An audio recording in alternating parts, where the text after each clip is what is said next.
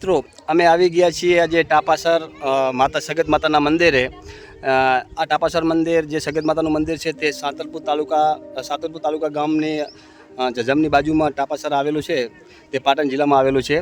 અને તમને જે આ માતાજીના મંદિરના ઇતિહાસ તમને આગળ જતા બતાવું છું મિત્રો। અને જે તમે આગળ કૂવો બતાવું તમને, એ કૂવો અત્યારે એ પાંડવો વખતનો બનાવેલો લાગે છે।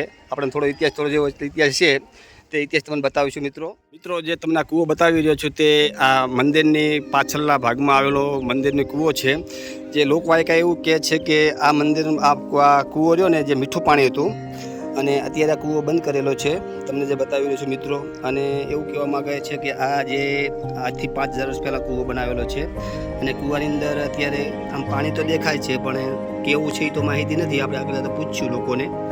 અને મંદિરના પાછલા ભાગમાં આ કૂવો આવેલો છે। સાતલપુર તાલુકાનું ટાપાસર ગામ છે, ત્યાં સગત માતાનું મંદિર આવેલું છે। અને આ પુરાણિક એટલે જૂનો કૂવો છે અને આ કૂવામાં અત્યારે હાલ તો પાણી ખરાબ જ છે। આપણે પૂજારી બાપાને પૂછશું કે કૂવાનું પાણી ત્યાં આવેલું છે મિત્રો મંદિરની પાછલા ભાગમાં, જે કબૂતરો અને પક્ષીઓને રહેવા માટે આ પંખીઘર બનાવેલું છે। અને મંદિરની આજુબાજુ એક સરોવર બેસ્ટ બનાવેલું છે, જોવાલાયક સ્થળ છે। અમે પણ દર્શન કરવા માટે આવ્યા છીએ અને તમે પણ મિત્રો આવો। આ ટાપાસર જે જજમની બાજુમાં આવેલું સ્થળ છે, ત્યાં સગત માતાનું મંદિર છે અને લોણેશ્વર મહાદેવનું પણ બાજુ મંદિર આવેલું છે। આ બહુ નજારો છે, દેખો દરિયા જેવું પાણી ડોળા ખાઈ રહ્યું છે। આજે મોસમ ઠંડો વિસ્તાર છે, સારો મોસમ છે અને દરિયા જેવો દરિયો હોય તે રીતે પાણી ઈંડોળા ખાઈ રહ્યું છે મિત્રો।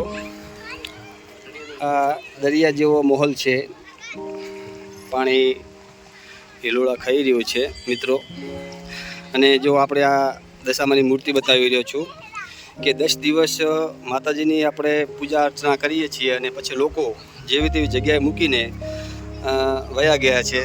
કોમેન્ટમાં જણાવજો મિત્રો તમારું શું કહેવું છે। મિત્રો ટાપાસર મંદિર છે તેની બાજુમાં એક તલાવ આવેલું છે, ત્યાં લોકોએ પાણીની અંદર વિસર્જન કરવાનું હોય છે મૂર્તિઓનું, અને લોકો બહાર મૂકીને ચલા ગયા છે। તો આપણે વિચારવાનું છે કે આ મૂર્તિઓનું શું થશે।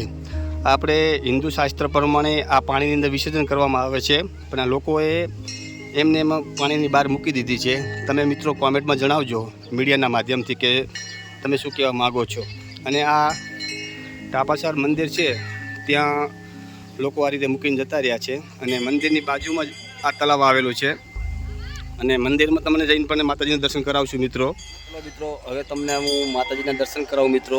જે પાછલા ભાગમાં જે મંદિર તમે બતાવી રહ્યો છે તે મિત્રો સગત માતાનું મંદિર છે, જે તમને અંદર મિત્રો હવે તમને માતાજીના દર્શન કરાવું છું મિત્રો। આ સગત માતાનું મંદિર છે, આ મંદિરની આગળ ઝાલર વગાડેલા છે, જે લોકો વગાડીને માતાના દર્શન કરવા માટે જાય છે। અને તમને જે દ્રશ્યો બતાવી રહ્યો છું તે ટાપાસર ગામની અંદર એટલે કે સગત માતાનું મંદિર આવેલું છે, તે તમને મંદિરના દ્રશ્યો બતાવું મિત્રો। આ મંદિરની આગળ પગથિયા છે, જે તમને બતાવવાનો પ્રયત્ન કરી રહ્યો છું।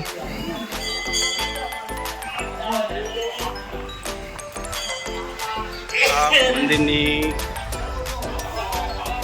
આ જે મંદિર છે માતાજીનું નવું મંદિર બાંધેલું છે। જે માતાજી પ્રગટ થયા હતા તે આપણે નીચે ભોયરું છે, તેના અંદર માતાજીની પ્રતિષ્ઠા કરેલી છે। અને આ તમને લાઈવ દર્શન કરવાનો મિત્રો પ્રયત્ન કરી રહ્યો છું મિત્રો। સગત માતાનું મંદિર આવેલું છે, આ પૂજારી બાપા છે અને મંદિરની આજુબાજુ એવી જાળી લગાવવામાં આવી છે કે પક્ષીઓ મંદિરને ખરાબ ના કરે તેના માટે જાળી લગાવવામાં આવેલી છે। આ મંદિરના નજારો બતાવી રહ્યો છે મિત્રો તમને। આ મેન મંદિરનું શિખર છે। આ લોકો મંદિરમાં આવીને બસ શાંતિથી બેસી રહ્યા છે।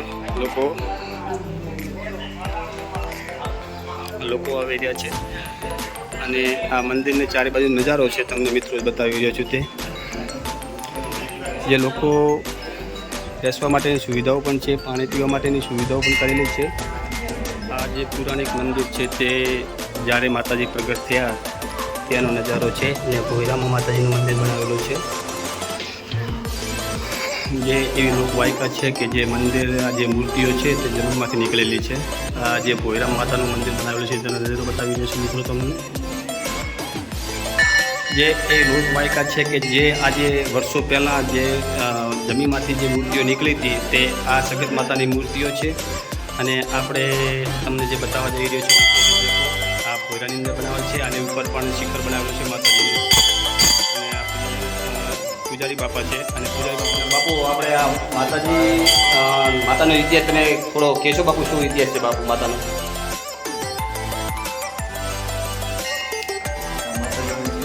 માતાજી 700-800 વર્ષ પુરાણી મૂર્તિઓ છે. રાજા સાહેબ વખતની એ રાજા વખત થઈ જાય એ વખતની પ્રાચીન મૂર્તિઓ છે.